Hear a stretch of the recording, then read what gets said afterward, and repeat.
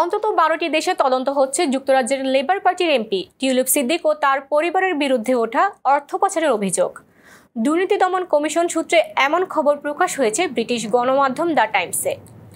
গণ অভ্যুত্থানে বাংলাদেশের ক্ষমতাচ্যুত প্রধানমন্ত্রী শেখ হাসিনা ও তার পরিবারের বিপুল পরিমাণ অর্থ আত্মসাৎ এবং এর কিছু অংশ বিদেশে সম্পত্তি কেনার জন্য ব্যবহারের অভিযোগ খতিয়ে দেখছেন দুদকের তদন্তকারীরা। শেখ হাসিনার বোন শেখ রেহানার মেয়ে টিউলিপ সিদ্দিক 2015 সাল থেকে যুক্তরাজ্যের লেবার পার্টির এমপি।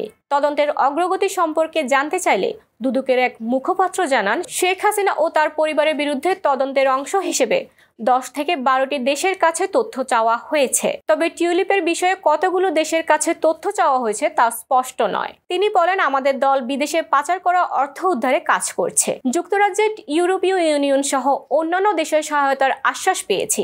এদিকে ব্রিটেনের ন্যাশনাল ক্রাইম এজেন্সি কর্মকর্তারা জানুয়ারির শেষ দিকে ঢাকায় কয়েকদিন অবস্থান করে দুদকের তদন্তে সহায়তা করেছেন।